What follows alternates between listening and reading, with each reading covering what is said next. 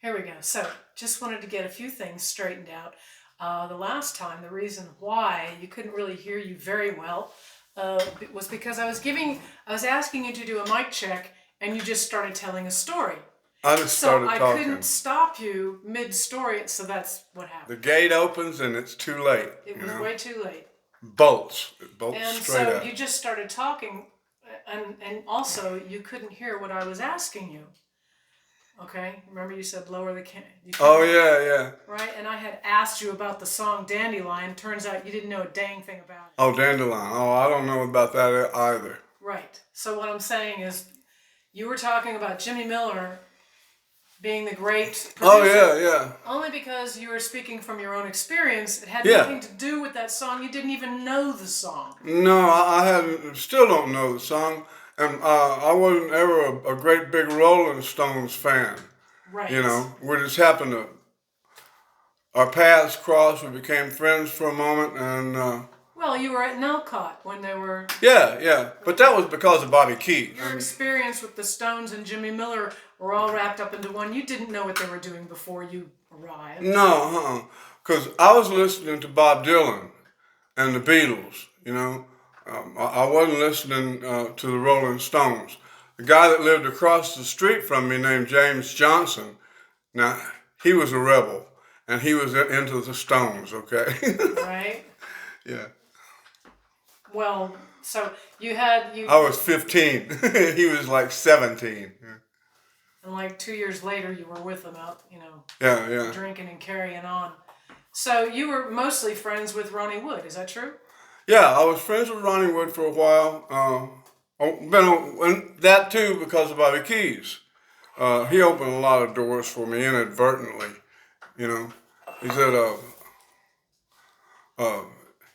he called me Bobby Whitlock. Hey, Bobby Whitlock. You know, Bobby Keys. It's Bobby Keys. Yeah. Hey, Bobby Whitlock. You know, or BW. Yeah.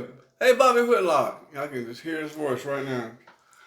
But no, that's how I got to know Ronnie Wood, and that's that whole world. Everybody's paths. You think that they're all bosom buddies forever, but everybody's paths just are crossing. You know, and I just happened to be caught up in the middle of a bunch of paths that were crossing. You know, and. But there was so much going on at the time. At that point in time, there was a whole lot going on. I mean, and just standing still, a lot was going on around me, and I was a part of it. You know, I was a part of all this. Delaney and Bonnie. There was a parenthetical moment in time when it was like Delaney and Bonnie were the thing. It was all real hot, and I was, original.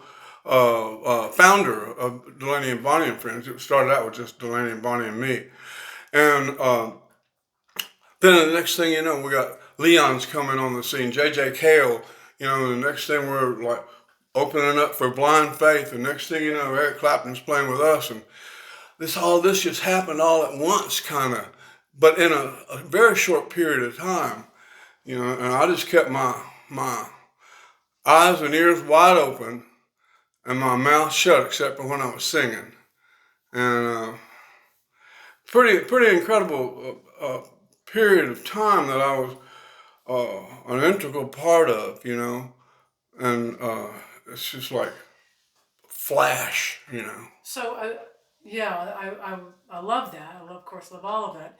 So when I asked you the question, because somebody wanted to know why the sound suddenly was so much better with this particular song and the B-side of that, a Dandelion, the B-side of that. I haven't got a clue what they're talking either. about. I was never a Stones fan. I never followed that stuff, so I don't have the knowledge. And there are a lot of people getting down on us because we didn't know the exacts about that situation. But for you, you can only go by... Yeah, my relationship with the Rolling Stones started when we met, Right. I wasn't a fan, didn't listen to their music or anything, didn't listen to the Beatles. I was listening to Albert King, Right. I was the first white act signed at Stax, But you knew Albert on King their as hip. well. Yeah, I knew Albert King. So, but I was listening to all this soul music. So I grew up in that whole gospel and soul. Well, they were trying to get that, and they loved you. Yeah. Because Man, that's it where was you second came. nature to me. That's where you came from. Yeah, all that second nature. I do know one thing: to sing and play the blues, you gotta live them. For real. Well, of course. And that just ain't being broke, or getting drunk. There's a whole. That's just getting drunk and dealing with a hangover. But there's a whole life behind living the blues and singing your song and, it being right, and about it, Right. And hell, I know where I'm coming from, you know. I lived that life, One thing, there is a person that we have never mentioned who has more than anybody really kept the blues alive, and that was John Hammond Sr. Yeah. Went around taping all of these old blues artists. Yeah. And then his son, of course, John Hammond Jr., plays, and, he's been around a long time now.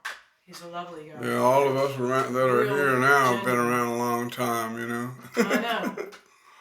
I think the record company seems to forget that there's a giant, enormous amount of people that still are around and still love the music.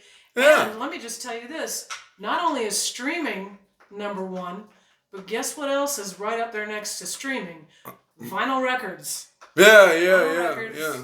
Don't ever give up on the real thing, Well, just. But I've always, because I had that thrown up in my face when I was earlier in my career, especially when I got out and were dealing with Jimmy Miller and George Greif and those people. If somebody can take your place, well, that might be true, but I'm not moving over, and I'll always be me. And I knew all of that was just a part of a growing process for me, Delaney used to say that all the time. What? About you can be replaced, Oh, hell yeah, but I can't be replaced. Because he was afraid of One time they said there was this guy that everybody for about 6 or 8 months was saying, there's a guy that looks exactly like you, and he's in Toronto. And I said, really? That'd be interesting. They said, he looks exactly like you. And they had been talking to him, because we went to play. They had been talking to him, and we met. And before we were about as far from me to you, and went, nah.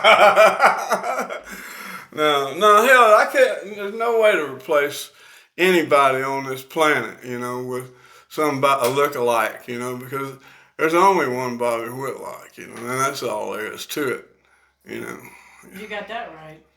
Well, That's true. Marvin Gaye and Tammy Tyrell, Bobby Whitlock and Coco Carmel, Some my baby. Do not like you saying that. It's just because it rhymes, for God's sake. Oh, I love it. John and Yoko, Bobby and Coco. People are very strange. It's all right. This is a real thing, It's what we're doing. I don't know. I think sometimes it's you can go into someone else's home, and their home being more than just the building, and find some peace and solace and being taken away from all of this that's going, this clamor of the world, And it seems as far back as I can remember, the world has been clamoring. There's been a whole lot going on. I remember that Khrushchev guy, I was 10, and he took his shoe off and was banging on the thing, said, "We will bury you." I said, and everybody was all freaked out, and I'm shooting my BB gun, I didn't get shook by any of that. And I watched the whole world go around and go down year by year, and I'll be 74 in March, and that's a pretty good while, I've lived a life. I really have lived a life, several of them. And I wouldn't change a thing. No, I have no regrets. Well, to me, it's just the beginning. Yeah, absolutely. There's so much to do. Yeah. And I mean, so, and then my painting, it's like, my goodness, in April it'll be 4 years I've been painting. It's amazing. And I know this is what I'm supposed to, this is a part of that whole thing of my life. It came as natural as singing and playing to me. As natural. It's like I'd been doing it all my life, like riding a bicycle or something. It seemed like it just happened, And wow, I'm all grateful. I never fail to say thank you every time I finish a painting. Never. right. All right. Well, I just wanted to make sure that we got a video in today. We've been so busy that we haven't been able to even, It's a lot of fun though, being busy. Every few days. Get busy. Every few days, every single day. Well, but I mean, like going to San Angelo, and that's always what a great pleasure, to get out on an open road in Texas and speed limit is, sharp curve ahead, 75 miles an hour. That's your kind of curve, isn't it, honey? Yeah. Texas, what can I say? Yeah, we're gonna have to film that one for real. That's real. Yeah. All right.